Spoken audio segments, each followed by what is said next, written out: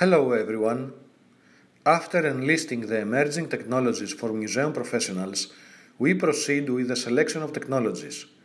The objective of this presentation is to discuss on how to select technologies to cover the needs of museum professionals as well as the steps for this procedure.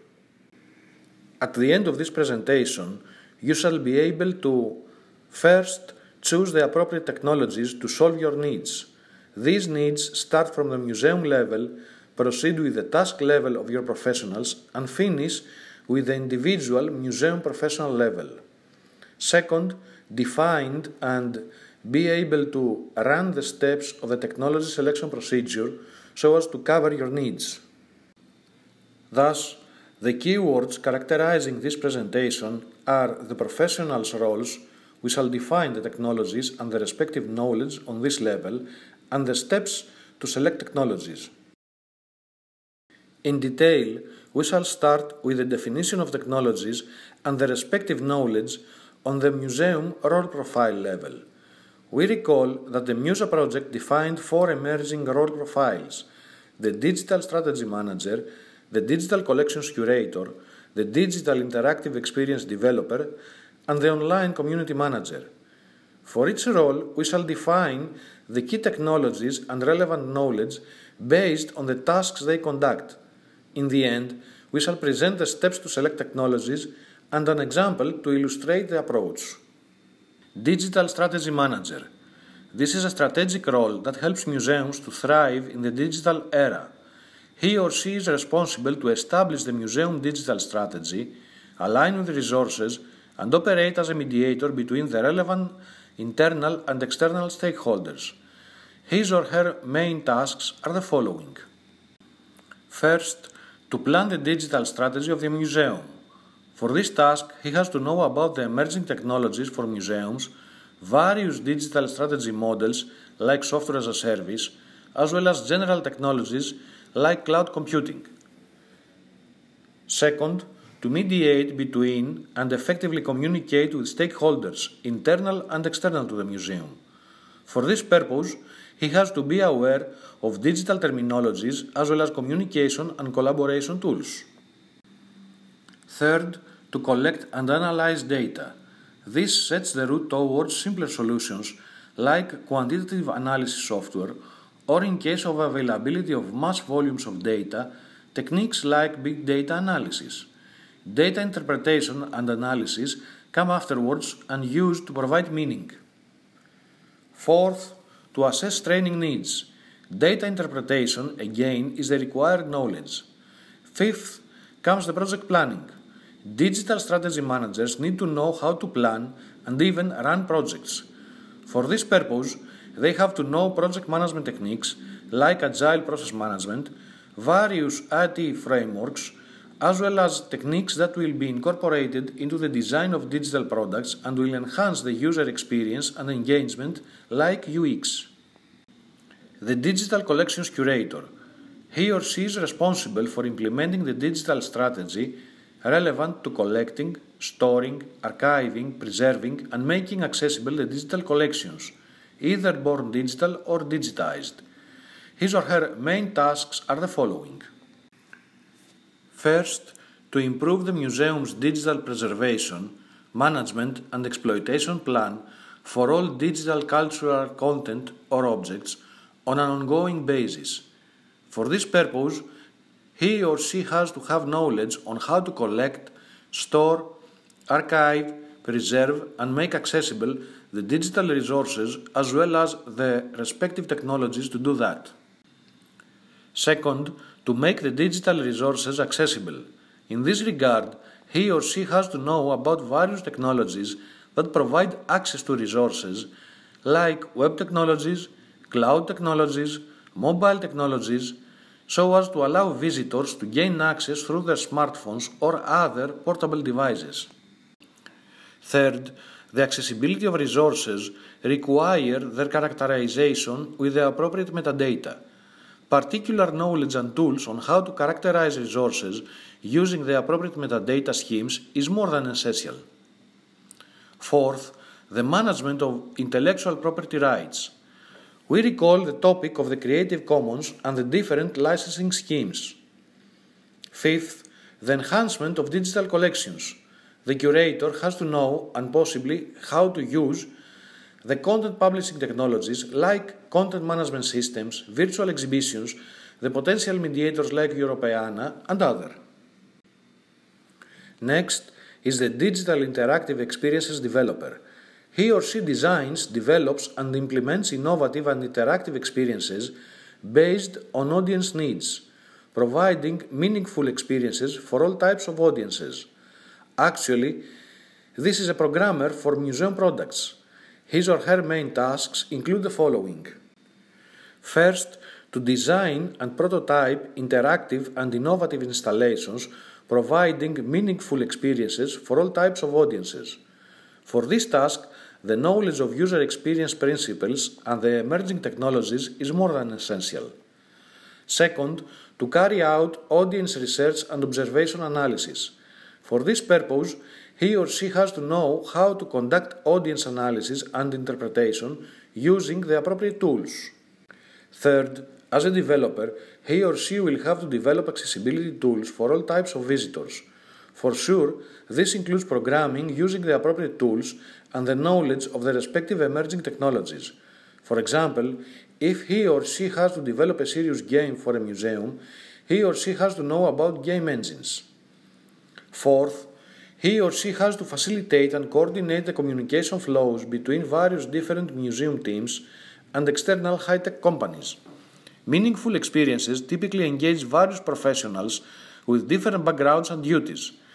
For this purpose, he or she has to know the appropriate terminology, how a museum works, the tasks of each professional role, and how he can contribute to the project implementation as well as team management techniques. The online community manager is responsible both for online and offline communities of all types of stakeholders. Among other, his or her main tasks include the following. First, the design and implementation of an online audience development plan in line with the overall strategic communication plan, including the key performance indicators. In this regard, he has to know about audience analysis and engagement techniques and technologies. Second, to liaise effectively with the other departments within the museum in order to produce both content and meaningful online experiences for its visitors. Knowledge of communication tools and mechanisms, collaboration tools, and mediation techniques is required. Third, to organize online campaigns.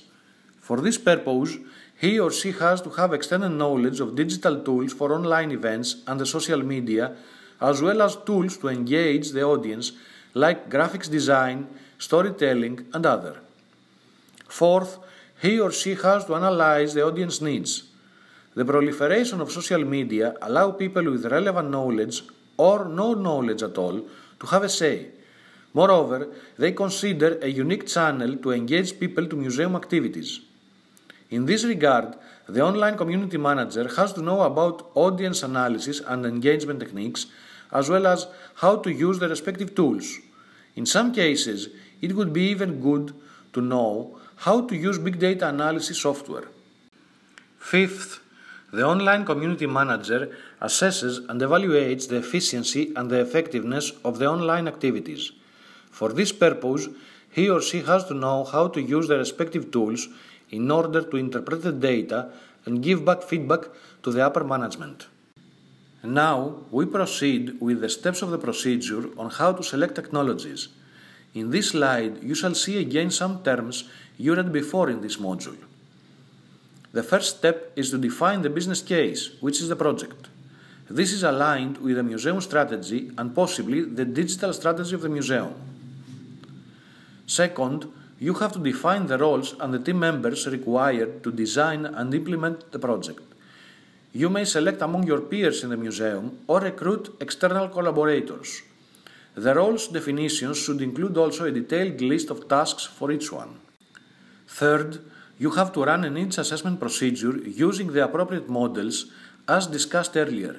Depending on the project, this may include all the steps of the procedure and all levels from the organizational to how it affects or engages various museum departments to the individual professionals. Based on the needs identified, then you have to define the appropriate technology characteristics for each role engaged, so as to design and implement your project. And last, you have to select the appropriate technologies to do the work, as well as potential supporting interventions, for example training. Let's see now an example. The museum you work for decides to create something different than usual, an innovative experience for its visitors, exploiting its more prominent resources, the dinosaur bones it has in its resource collection. In order to do that, it decides to use modern technologies so as to raise the interest of its audience. You are assigned with the task. You form a team including 2 digital collections curators and a digital interactive experiences developer. Apart from those, you decide to engage the online community manager of the museum so as to empower the visibility of the initiative. Next, you implement the needs assessment procedure. You already have gained the museum upper committee support. After that, you employ the content levels framework.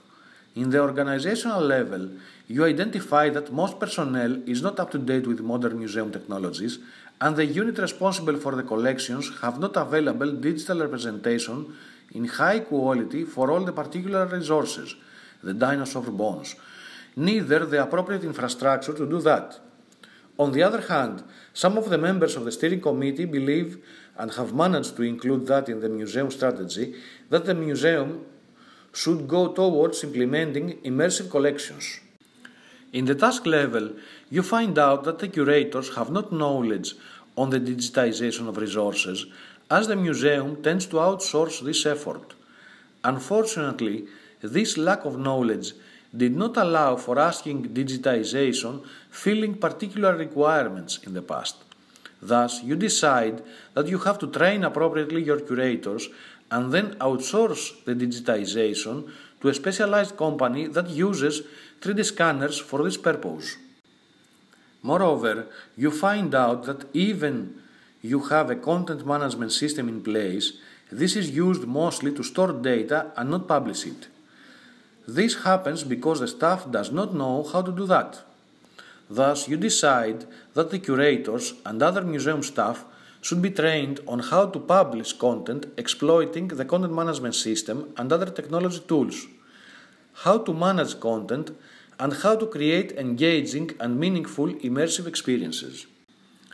Last, and discussing with your expert, the digital interactive experiences developer, you decide that the technologies that you should use are the 3D scanners and digital photography and video editing software to digitize and edit afterwards the resources, the metadata schemes to make the digitized resources easily retrievable and publishable, the augmented reality so as to provide really engaging and meaningful experiences to your audience, the social media of the museum so as to advertise the result.